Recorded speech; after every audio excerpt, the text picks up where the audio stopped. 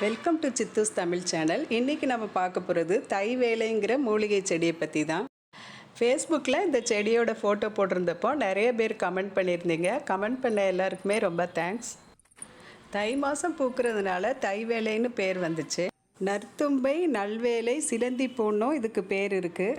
சாயங்காலம் 5 மணி ஆச்சுன்னா இதோட பூ மேல் நோக்கி இருக்குமா. அந்த காலத்தில் டைம் பார்க்குறதுக்காக இந்த பூவை பார்த்து தெரிஞ்சுக்கிட்டாங்க. தை வேலைங்கிறதுல வேலைங்கிறது இங்கே நேரத்தை குறிக்குது. இதோட இலையை வெங்காயம், மிளகு, சீரகம், தக்காளி, தேங்காய், உப்பு இதெல்லாம் சேர்த்து கீரை மாதிரி செஞ்சு நெய் சேர்த்து சாப்பிட்டுட்டு வந்தால் தொண்டைக்கட்டு சரியாகும். கருவாட்டு குழம்பு செய்யும்போது இந்த கீரையும் கொஞ்சம் வணக்கி சேர்த்து செஞ்சு சாப்பிட்டா கைகால் குடைச்சல், இடுப்பு வலி, சளி எல்லாம் சரியாகும்னு லதான்னு ஒரு ஃப்ரெண்டு கமெண்ட் பண்ணியிருக்காங்க. சந்திரா கண்ணா புளிக்குழம்பு செய்யலான்னு சொல்லியிருக்காங்க. சரஸ்வதி சீனிவாசன் சாம்பார் செய்யலான்னு சொல்லியிருக்காங்க. இதோட இலையை அரைச்சி தலையில் பத்து போட்டால் தலைவலி குணமாகும்னு ஆத்தி செல்வம்ங்கிற சகோதரர் சொல்லியிருக்காங்க. இதோட இலையை பறித்து கழுவி அப்படியே சாப்பிடலாம், நோய் எதிர்ப்பு சக்தி கிடைக்கும்னு கோபாலகிருஷ்ணன் ஐயா அவங்க சொல்லியிருக்காங்க. இதோட வேற எடுத்து 1 டம்ளர் பாலில் நல்லா காய்ச்சி குடிச்சிட்டு வந்தால் உடம்புக்கு நல்ல தெம்பு கிடைக்கும்னு கருப்பசாமிங்கிற நண்பர் சொல்லியிருக்காங்க.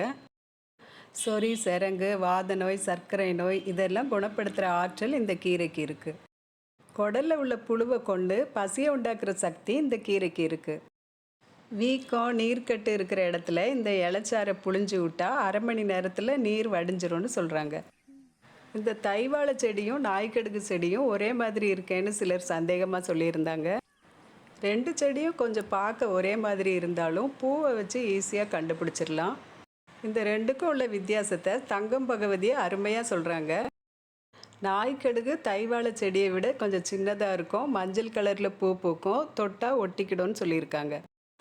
இந்த வீடியோ எனக்கு ரொம்ப இன்ட்ரெஸ்டிங்காக இருந்தது. கமெண்ட் பண்ணி சப்போர்ட் பண்ண எல்லாருக்குமே ரொம்ப தேங்க்ஸ்.